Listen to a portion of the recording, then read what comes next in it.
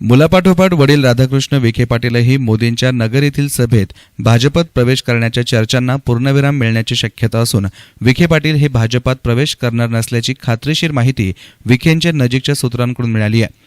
काँग्रेसच्या केंद्रीय नेतृत्वानं राधाकृष्ण विखेंच्या संदर्भात कुठलीही टोकाची भूमिका न घेतल्यानं किंवा कारवाई तसेच विरोधी वक्तव्य न केल्यानं राधाकृष्ण विखेंपुढे काँग्रेस सोडण्यासाठी ठोस काही मुद्दा नसल्याने शिवाय काँग्रेसच्या संविधानिक पदावर ते काम करत असल्याने तुर्तास तरी राधाकृष्ण विखे पाटलांनी भाजपात जाण्याचं टाळल्याचं कळतंय।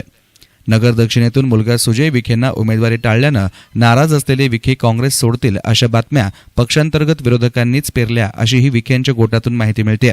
त्यामुळे भविष्यात काँग्रेसकडून मोठी जबाबदारी मिळण्याची दावेदारी असलेले महाराष्ट्रातील पहिल्या फळीतले काँग्रेसचे नेते राधाकृष्ण विखे आपल्या आजवर मिळवलेल्या पक्षातील स्थानावर पाणी फिरवतील अशीही परिस्थिती सध्या नाही।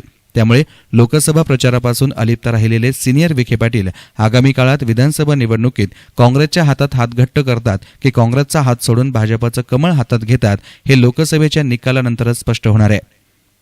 राज्याचे विरोधी पक्ष नेते व काँग्रेसचे स्टार प्रचारक असलेले राधाकृष्ण विखे पाटील हे भाजपमध्ये प्रवेश करणार नसल्याचं त्यांनी स्पष्ट केलेलं आहे। काँग्रेस राष्ट्रवादीचा जो मध्यंतरी जागा वाटपाचा तिढा होता तो न सुटल्यामुळे राधाकृष्ण विखे पाटील यांचे चिरंजीव डॉक्टर सुजय विखे पाटील यांनी भाजपमध्ये प्रवेश केला होता आणि त्यांच्या पाठोपाठच आता त्यांचे वडील राधाकृष्ण विखे पाटील हे देखील भाजपमध्ये प्रवेश करतील अशा राजकीय पटलावर चर्चा होत्या। राज्याच्या राजकारणात याच्यावर चर्चाही जडत होत्या की सुजय विखे यांच्या प्रचारार्थ उद्या अहमदनगरमध्ये पंतप्रधान नरेंद्र मोदी यांची जाहीर सभा आहे आणि त्या सभेमध्ये राधाकृष्ण विखे पाटील हे त्यांच्या सहकारी आमदारांसोबत जाहीररित्या प्रवेश करतील अशा चर्चा खूप साऱ्या चर्चा होत होत्या आणि याच चर्चेला पूर्णविराम देण्यासाठी राधाकृष्ण विखे पाटील यांनी जाहीर केलेलं आहे की ते उद्या वगैरे किंवा नंतरही भाजपमध्ये प्रवेश करणार नाहीत।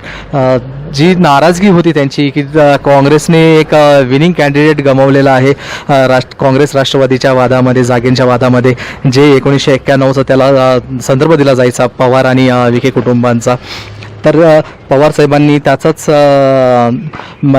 पवार साहेबांनी त्याच्यामुळेच सुजय विखे यांना ही जागा सोडली नाही। सुजय विखेंनी देखील अनेक वेळा हे बोलून दाखवलं, जाहीर सभांमध्ये बोलून दाखवलं की राष्ट्रवादी ही नातवांची पार्टी आहे वगैरे वगैरे असे अनेक आरोप नंतर पवारांवर होऊ लागले आणि त्याच्यामुळेच एकंदरीतच राधाकृष्ण विखे पाटील यांची नाराजगी असताना त्यांनी राष्ट्रवादीच्या उमेदवाराचा कॅन्डिडेटचा अहमदनगरमध्ये प्रचार करणार नाही, आपण सक्रिय राहणार नाही हे देखील जाहीर केलं होतं। मात्र तरी देखील पुत्र चिरंजीव सुजय विखे यांच्यासाठी त्यांनी दक्षिण भागात अनेक बैठका घेतल्या आणि भाजप नेत्यांच्या भेटीगाठी घेतल्या।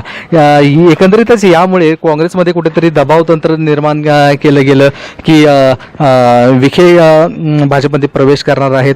त्या दृष्टीने काँग्रेसमधील एक गट देखील सक्रिय होता की जेणेकरून विखेंवर कारवाई व्हावी, विरोधी पक्ष नेतेपद आहे, संविधानिक पद आहे, त्यांना त्याच्यावरून पायउतार व्हावा किंवा पक्षाने कारवाई करावी। तर कारवाई होण्याच्या पूर्वीच राधाकृष्ण विखे पाटील हे काँग्रेस सोडतील आणि भाजपमध्ये प्रवेश करतील असे एक तर्क राजकीय विश्लेषक देखील मांडत होते। मात्र याला कुठेतरी पूर्ण विराम देण्यासाठी राधाकृष्ण विखे पाटील यांनी हे जाहीर केलेलं आहे की आपण भाजपमध्ये प्रवेश करणार नाही आणि काँग्रेस पक्षश्रेष्ठींकडूनही कुठलेही सुतोवाच करण्यात आलेले नाही आहेत की भाजपमध्ये जे त्यांचे पुत्र आहेत सुजय विखे पाटील हे तिकडे उमेदवारी करत असल्यामुळे हे जे सभा घेत आहेत ज्या बैठका घेत आहेत आणि त्याच्यामुळे यांच्यावर कारवाई होण्याचं कुठलेही सुतोवाच त्यांनी केलेलं नाही किंवा काही एक हालचाल देखील नाही आहे। म्हणजे एकंदरीतच पक्षश्रेष्ठींनी देखील हे मान्य केलेलं आहे की राधाकृष्णांची जी नाराजगी आहे ती योग्य आहे। काँग्रेसने विनिंग कॅन्डिडेट गमावलेला आहे जागा वाटपांच्या या वादामुळे, तर राष्ट्रवादीचा प्रचार करणार नसल्याचे जाहीर केलेलं असताना जरी विखे नगर दक्षिणमध्ये फिरत असले किंवा उद्याची जी जय्यत तयारी करण्यात आलेली आहे त्यांनी सक्रिय थोडं सहभाग देखील घेतलेला होता राधाकृष्ण विखे पाटील यांनी, जे नियोजनाचं आहे त्या नियोजन बैठकींलाही त्यांनी उपस्थिती लावली होती। मात्र याबाबत जे भाजपचे पदाधिकारी आहेत कोणी आहे कोणी बोलण्यास तयार नव्हतं किंवा काही नव्हतं। तर एकंदरीतच विखे यांनी या सर्व गोष्टीला पूर्णविराम दिलेला आहे। की आपण भाजपमध्ये प्रवेश करणार नसल्याचं त्यांनी जाहीर केल्यामुळे या सर्वच आता चर्चेला एक पूर्णविराम मिळायला आलेला फुल स्टॉप झालेला आहे की विखे हे पक्ष सोडणार नाही आहेत आणि ते विरोधी पक्षनेते या पदावर कायम राहणार आहेत. ब्युरो रिपोर्ट एसएन मीडिया लोणी.